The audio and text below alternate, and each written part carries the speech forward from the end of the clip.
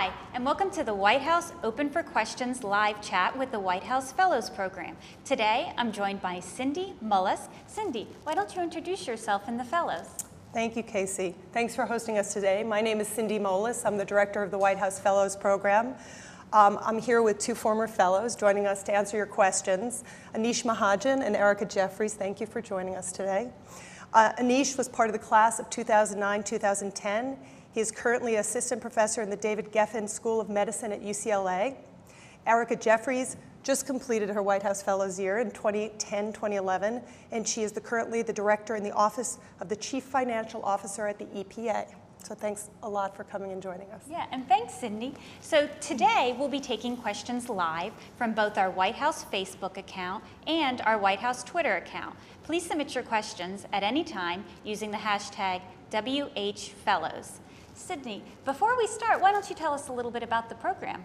Okay, well, I'm confident that many people watching today have possibly visited our website already, but I encourage you to do so if you haven't. I also encourage you to talk to people who have gone through the program. The reason Anish and Erica are with us today is because they are really the best people to answer your questions about how much you can get out of the program.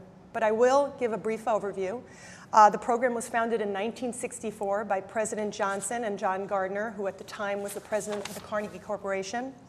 Its mission was really to encourage highly motivated and talented young emerging leaders from all different fields to consider coming to Washington, being placed at a high level in government, and getting hands-on experience. The fellowship is further developed, besides the work placement, into an opportunity to meet with private and public leaders from all over Washington and all over the country in small roundtable gatherings. The fellows also have an opportunity to meet with the president, the vice president, the first lady, as well as many journalists, CEO executives, many others that can teach us a lot about public service leadership. In addition, we get several opportunities through the year to be able to travel and see federal policy in action. It's a highly competitive program. Each year, only 11 to 19 people are chosen, and that was designed by President Johnson.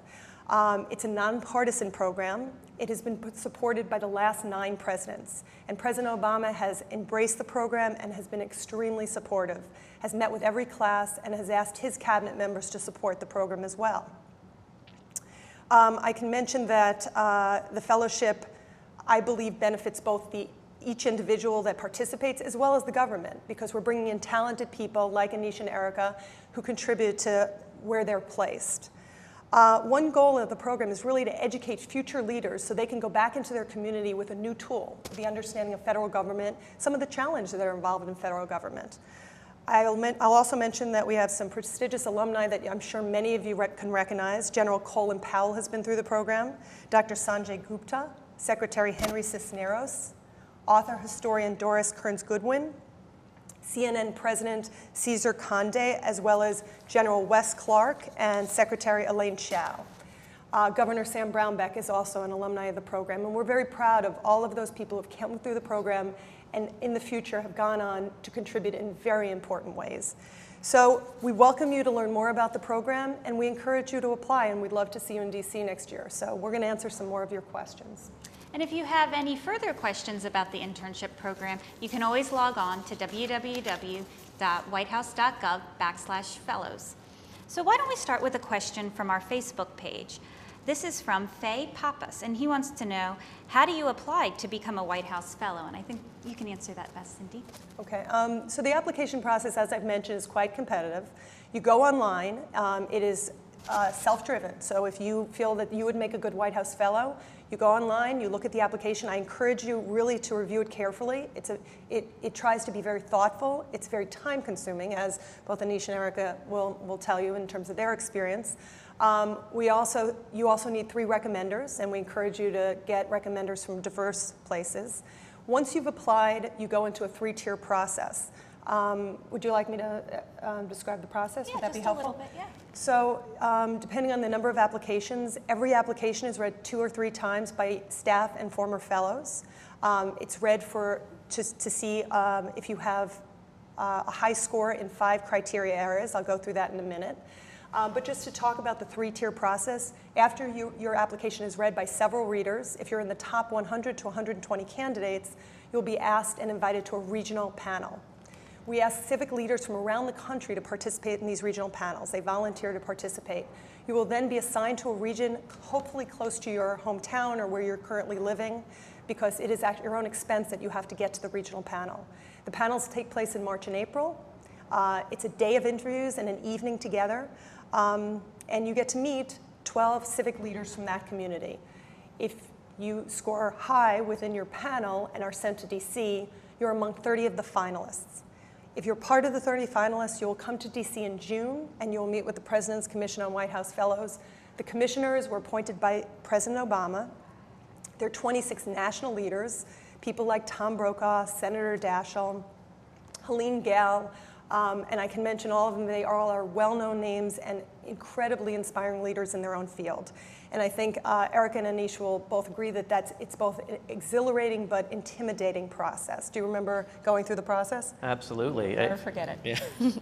And I think everyone who has gone through it has really encouraged others to go through it, because even the process itself pushes you to reflect. It really pushes you to know where you're going in your career and what you'd like to do. So that's the three-tier process. I don't think I forgot anything. Did I forget anything in terms of what you guys had to go through? There's a lot of subtext, but that was good. Okay. Yeah. And then I'm just going to mention the 5 criteria, and I'm going to read them because I think that everybody should understand what people are, how they're reviewing your application. And these are criteria that came about in President Johnson's times.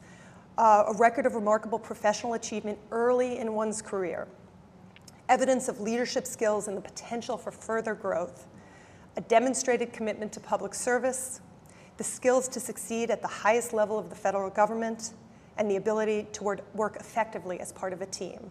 Because part of the fellowship really is working with the other people who have been chosen as fellows. And a very important part of the fellowship is that. Okay, great. Well, let's take our second question, which is going to come from Twitter. And at any time, please submit your questions via Twitter at hashtag WHFellows. This question comes from the Harris Walker, and he's asking, and this question has come up a couple times, is the White House Fellowship Program for more seasoned professionals? What kind of are you looking for in a candidate? You guys want to talk a little bit about your classes and the range of experiences that people had? Is that something Sure. you're comfortable with? So my class, the ages range from 29 to 42, and as you will see on the website, it does say, I think, that the White House Fellows Program looks for seasoned professionals, and we haven't quite figured out what that means, but I think it means that we have each had some success within our own fields. My class had 4 very accomplished doctors. We had 4 active duty military personnel. We had a couple of professors who were all very accomplished and published. So in each, I think, class, and especially within my own class, as I could speak to my class best, certainly each member of the class had achieved success in their own field and had experience at all different ages. So I think it was a pretty wide range of ages. I don't know about your class. I think our experience was very similar to that. We had a broad range of disciplines and professions represented. And I think one of the most distinguishing features of a program like this is that you're thrown together with highly accomplished people from a variety of professions and disciplines. And that makes for something very exciting when everybody's goal is to try and understand how they can contribute to public service and government service. Great. And there was a follow-up question just posted on Twitter from Mark Harris, and he wants to know, basically, bachelor's, master's, what kind of degrees and what kind of past experience are you guys looking for? So a bachelor's is required, but that is only what's required. Quite often you'll see that people are professionals. We do have doctors and lawyers in the group, but also many people without a advanced degree. I would say it's really about putting together an application that shows why you are an emerging leader in your field. It's not really the degree that matters, it's actually the experience and what you've done with your degrees. So would you say that? Absolutely. Yeah. Okay, great. Next question is going to come from Twitter as well, and it's by Lauren Kuseni, and she asks, if selected, how do I get my work placement?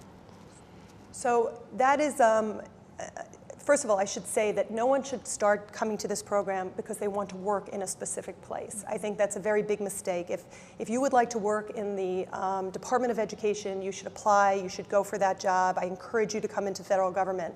But the fellowship itself is really an opportunity to explore and expand your horizons. So what we encourage and we tell everyone is that you cannot have that expectation coming into the program. What you can have is an expectation that the placement that you do get will be a good match, even if it doesn't seem as consistent. I should mention that Erica Jeffries, who came in as a business person, ended up at the EPA, learning a lot. I'm going to ask you to talk a little bit about your placement in a minute. And Anish, who is a doctor, was placed at the Office of Management and Budget. And I think they both had tremendously wonderful experiences, at least the people who worked with them felt that way. The placement does happen in July. After you're chosen, you're invited back to DC, and the office is in charge of putting together an interview schedule. We based it on some of your interests, and we also base it on the departments and the White House agencies that are interested in meeting with you. Most fellows consistently have gotten 7 or more interviews during their time. Some are surprises, and some are consistent with their professions. And I would say about half of the fellows are placed in a department that is consistent with their profession, and probably half are placed in some place that really stretches their boundaries. So would you like to talk a little bit about your placements? Sure. So Cindy, you're correct, obviously.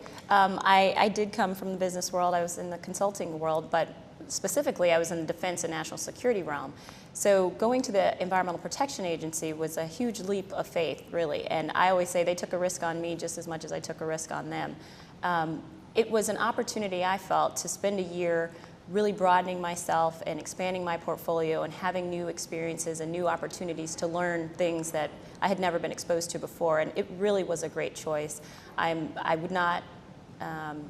would definitely do it again. I don't regret it in any way. I have had an amazing experience at the EPA, and because of it, I've actually now am expanding my portfolio into the environmental realm a little bit. So it not only gave me new experiences, but a great education, and really transformed what I'm most interested in. So. Yeah, I would say that my experience was very similar. As a physician and a health policy expert, I thought that I would most likely end up at a place like the Department of Health and Human Services or the Department of Veteran Affairs, and I would have been thrilled to do that. But it turned out that I ended up at the Office of Management and Budget, and I think that made for the most unique and probably the best experience I could have had for the year. And the reason really is that when I was hired to work at OMB, they certainly take care of the entire federal budget, and health reform was about to happen. And their feeling was that having someone like me there who understood sort of healthcare policy, but also had taken care of patients, would be really useful for them, because they're dealing with so many significant budgetary issues around healthcare. And so it turned out that my experience at OMB was one of being a sort of health policy clinician with experience, and it enabled me to sort of help OMB work with the other departments like HHS and Veteran Affairs, and making policy and budget decisions that made the most sense. And I think you both have mentioned that in your future, in the last couple of years that you've left Anish, you've actually taken what you've learned and applied it in California now. You've gone back. Yeah, absolutely. So, you know, the people at HHS that work at the federal government, I sort of know who they are. They know me. We come from the same sort of cloth. But since I spent the year at OMB, I learned a great deal about regulation. I learned a great deal about budgets and things that people in my profession are not necessarily exposed to. And so that has given me an enormous sort of insight, a unique insight that's helped me sort of try and do very new things in California.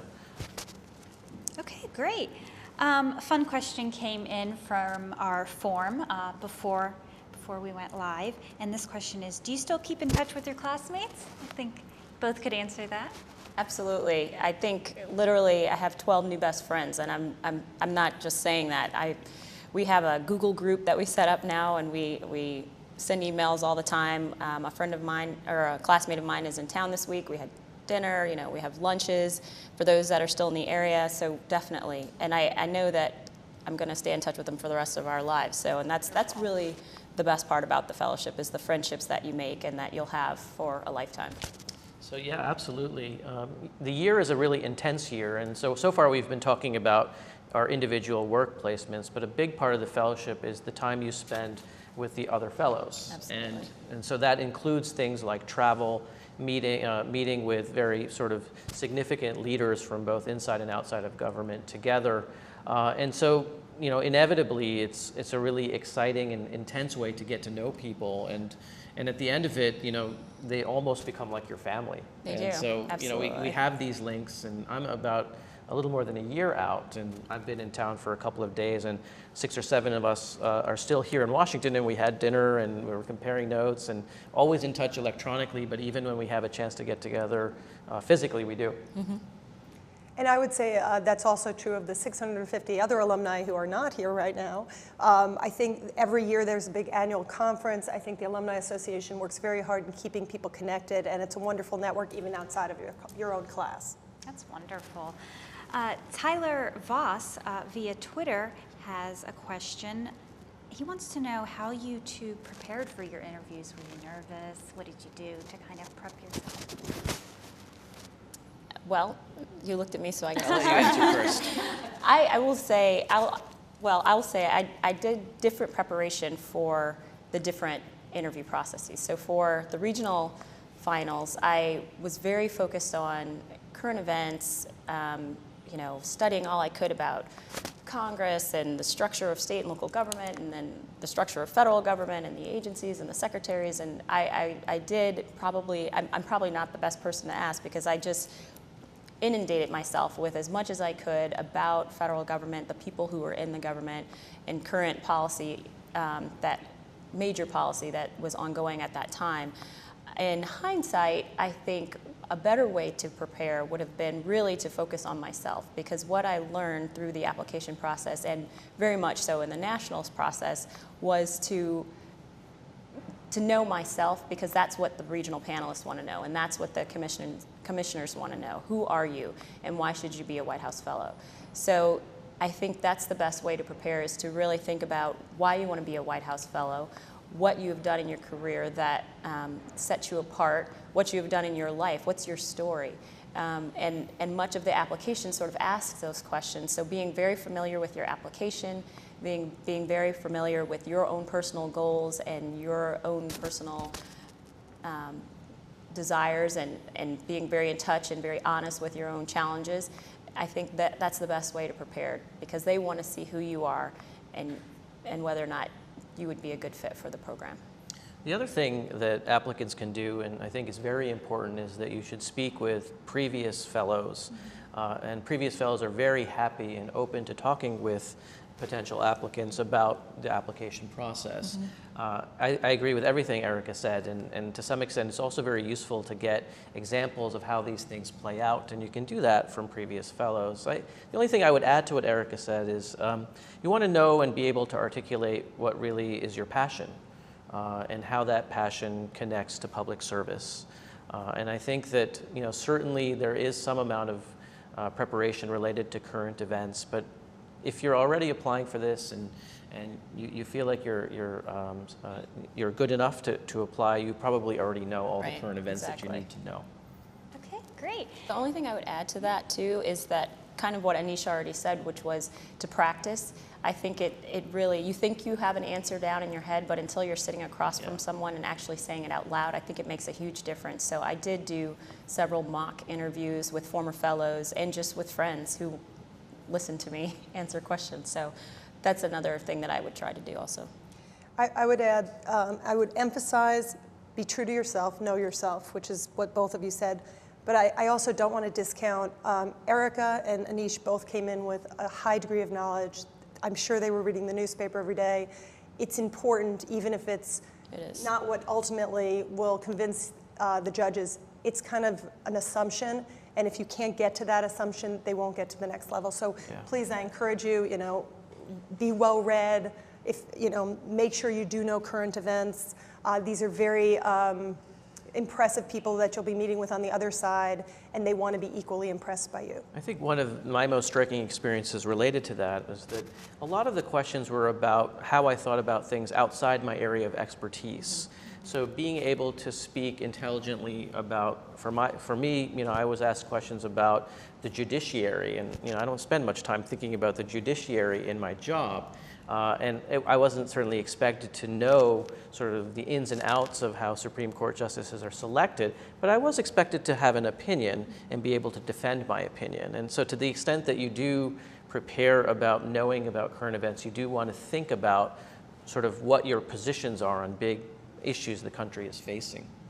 Okay, great. So I have a follow-up question, and a lot of people want to know what you asked. What was your policy recommendation to the president? Do you remember? Yes, so I was coming into the fellowship, or I was applying for the fellowship before health reform passed, but there was a great deal of excitement. President Obama had been in office for 6 months and had made it a priority that we were going to try and pass health reform. So my memo was about one aspect of the healthcare system that I thought was going to be left out of health reform. And so I tried to write a memo describing what I thought the federal government should do on that particular issue. Do you remember yours? My memo was actually, I had just completed a study for a client about the threat to national security coming from water scarcity. So I kind of wrote my memo as a recommendation to the president that he should spend more time focusing on the threat that could be posed by water scarcity or agricultural scarcity in various parts of the world, and how that could be a threat to our national security. We actually have a fellow this year whose memo has been brought up to his placement, and he's trying to actually get it implemented, and they're supporting that. So that's been interesting. That's exciting. Yeah. So I think I'm going to actually take the next question. It came in from Steel Magnolia, and she asks, where can I find the links with all the information on the White House Fellows Program? Magnolia, you can find it at www.whitehouse.gov/about/fellows. Next question, I think you've touched on it a bit, but what was your motivation for applying, and what did you get out? What experiences stick out the most in your mind? I'll let you take this one first. Okay.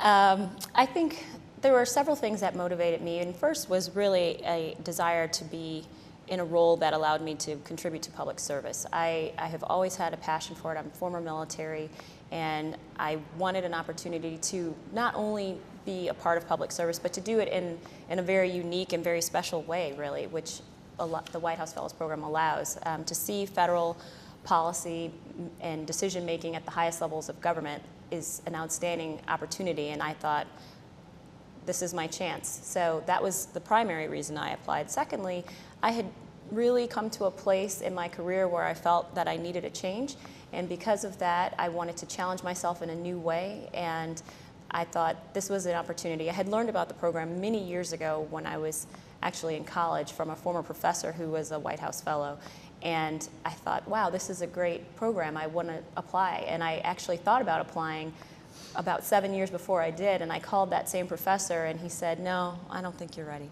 And I was like, really? I'm not ready. But I waited, and I took some time, and I had more work experiences and contributed to my community in other ways, and I thought, now is the time. And I called that professor again in the beginning of 2010, and he said, yeah, I think it's a good time to apply. And so I did, and I think it was one of the best decisions I've made. For me, the motivation really was to try and understand how federal policy is made and how to optimize the connection between federal government action on healthcare and other social issues with sort of local policies, so city and county and state. For me, it was working in healthcare policy. I had realized that so much of what we did in California and Southern California depended on how the federal government interacted with us, and so that was one of my primary motivations, was to try and get here and understand how that link works, and to try and see if I could learn lessons and bring it back to where I live and work. Secondly, I really wanted to get out of my comfort zone. I had felt like I had spent many years studying healthcare and healthcare systems and trying to make change at the local level, but I felt a gap in sort of my leadership and public service training. I felt like I wanted to spend some time with people who had sort of done enormously interesting and exciting things at the federal level and in government. And the White House Fellows Program, from when I was probably in your shoes reading the website and talking with people about it, seemed like a really great way to do that. Okay, our next question is going to come from Twitter, from QChasson13, and he wants to know what is the typical age, which we've kind of touched on, but also the experience breakdown of White House Fellows. So beyond you two, what is your class as a whole like? Well, let me just mention the age issue, because when the program first began, there was actually, part of the criteria was an age criteria. It was 25 to 35. And again, the goal was emerging leaders in their field. In the 70s, that age criteria was taken away. There is no longer any mention of age, and there is no, specific set age group. I would encourage you to think about whether you are already a leader, because quite often later in life you've actually become a leader in your field. This is a program that really is an extra tool in your toolbox, and you actually have to move to DC. You become a federal employee, you give up all the other pieces of your life for that year. You cannot stay on boards, you can't make extra income. There are very specific rules for federal employees. So you have to figure out if it's a moment in your life where this particular program would really add a level of knowledge and all the things that you've heard about to what you're trying to achieve, and you will go out and be a better leader for it. So that's towards the age issue. You are going to find a range, and Erica and Anish can talk about their own class, but you will find a range of people. If you're 28, you're going to have different experiences than if you're 42. And so a really wonderful part of the fellowship, as both Anish and Erica have mentioned, is that you share those experiences, and that you become part of this group of diverse professions who support each other in their wish to improve our nation and to continue to do public service, whatever their future jobs are. Yeah, I would say that it's hard to generalize about what your experience needs to be in terms of your qualification for the program. What I found in my class and in other fellows that I've met from other classes is that people have done really incredible things in their career.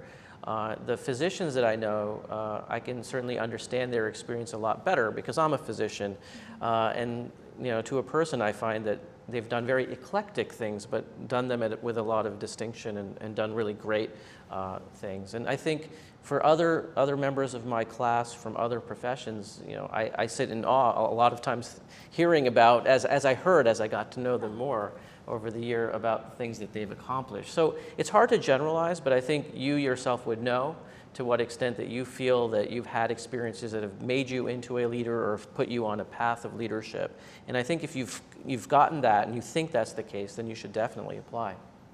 I think the only thing I would add to that, I totally agree with what both Cindy and Anish have said. I think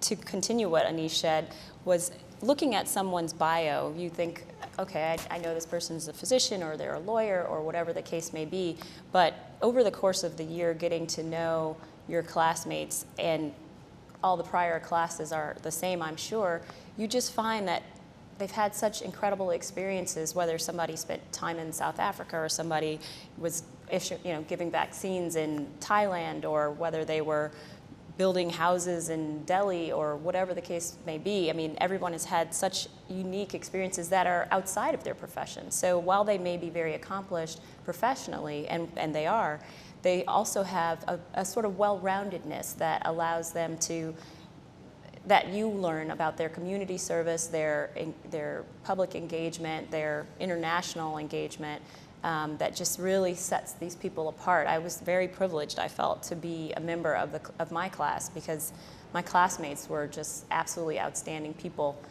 aside from their professions. Okay, great. So I think I want to ask the next question. I'm interested in what a typical day, as typical as we can get, in the life of both of you as White House Fellows. Is that a hard one? No, not at all. A typical day. It starts early, and you're expecting to spend a lot of hours at your work placement. So for me, I spent a lot of hours at the EEOB, the Eisenhower Executive Office Building, at the OMB offices. It meant attending meetings. It meant sort of, depending on what the issue of the day was, what the office was focused on, participating in meetings, interacting with other agencies. And then A lot of times it meant stepping away from the office in the middle of the day for an hour or two to join my colleagues, my White House Fellow colleagues at the White House Fellows Office, and with Cindy, and meet with a speaker. And Cindy referred to this in the beginning, but speakers are anybody from the First Lady or the President to a Secretary head, and to have an off-the-record conversation with the speaker about leadership and about just about anything we wanted to talk about. And then it would be going back to the office at OMB and getting back to work. And in the evening, hopefully, a drink with your colleagues. I think my day was pretty similar to that. I think, you know, at EPA, we start pretty early. There are lots of meetings. We do a lot of interagency work. So whether I would have to go to another department for a meeting or whatever the case may be, but the best part really, I don't know if your class did it the same way our class did, but twice a week, most weeks, twice a week, we would have a 1-hour lunch with, as Anish mentioned, some very interesting, accomplished person where we could just ask whatever we wanted to ask. So I would say pretty similar experience. I mean, it's certainly the issue of the day, whatever the day brings, because you never know. I did get to do a little bit of traveling with EPA, but it totally depends. And we should also mention, oh, go ahead. No. We should also mention that a big part of the experience is traveling with the White House Fellows colleagues. And so you make policy trips, 2 domestic policy trips and 1 international trip, which are usually focused around a particular set of policy issues that the fellows sort of collectively decide upon. But that's also a very big part of the experience, and you actually leave Washington as a group, and you get to meet with local leaders at the location that you're going to really try and get into the questions of policy as they occur on the ground. You know, I want to add to that and say that everyone is in a different agency or a different department or one of the offices in the White House, and many people are having different experiences. You know, a typical day is hard to describe. I'm sure if you had talked to some people in the class, they would have described possibly a little bit more travel or possibly being on 1 issue versus 10 issues. I think everybody has a slightly different experience, but the wonderful thing about the fellowship is that everyone comes together at the happy hour or at a lunch and is able to share those experiences and both the challenges of the experiences as well as the high points. So this year's class has made a decision every time they get together for a business meeting, which we do once a month, to do a high and a low, to share what's really been a wonderful experience and what's been a challenge, and allow their classmates to, you know, sort of help them reflect on it. Okay, so we're winding down, and I want to leave everybody with a piece of advice. So what is your one piece of advice for everybody tuning in that is interested and may apply to the White House Fellows Program soon? You want to start? Okay. I'm glad you asked me. I guess my advice would be, you know, talk to lots of previous fellows, talk to other people that have applied. They're the best resource to you in terms of trying to understand how to put the application together, whether you think you're qualified for the program, and whether the program is right for you. Generally speaking, I tell people that you absolutely have to consider the program if you're at all interested, and then figure out if it's the right fit for you, and go for it. I think that's great advice. I think the only thing I would add to that would be to really take the time to be honest in your application. That application is very comprehensive, and it's an opportunity that I thought was extraordinary, because how often do you get to sit down and really think about what you're passionate about? So I took a long time with my application, so don't wait till the last minute, because it takes time to really reflect on the questions that are posed in the application. And I would just say, allow yourself enough time to really give very solid answers and search yourself, because what you think might be your passion may not be when you really dig into what you care about and what you've learned over your life's experiences. So I think that would be it. I'm going to encourage people to learn more, to not be intimidated. I mean, you know, sometimes you look at resumes and you say, I don't fit into that category. And I can tell you honestly that there are such there's such diversity in what a public service leader looks like. You know, if you're somebody who's a leader in the arts, but yet for the last 2 years you haven't seen anybody in the arts, don't be intimidated. I encourage you, please apply. You'll get a lot out of it. As long as Erica says, you're honest with yourself about what your motivation is, what your passion is, what you expect to get out of the program. This is really, it's both a gift to the fellows from the taxpayers, but it's also a gift to the federal government to have diverse, talented people come here, be interested in how federal government works, and then go out and share that with other people. So my advice is please look at the website. If you think that there's any interest and there's a good match, apply. Even the process that I've heard from people who only possibly get to the regionals or get to the finals but don't get chosen, they meet an incredible group of colleagues with the same passion and the same interests. And the process itself has helped people really understand their goals better. So I'm just going to encourage you to apply if you even think that there's a chance that this is a good fit. Okay, and when is the application deadline? So the application has gone live. It was November 1st that it went live. The deadline is January 13th at close of business, which is 5:59 Eastern Standard. So I just want everybody to understand that. I ask you not to wait to the last minute, but I know quite often that's the case. But understand that there are no exceptions made. So I apologize in advance, and I hope we get to see you in DC soon. Yeah, so if you have any more questions, you can always go to www.whitehouse.gov/about/fellows.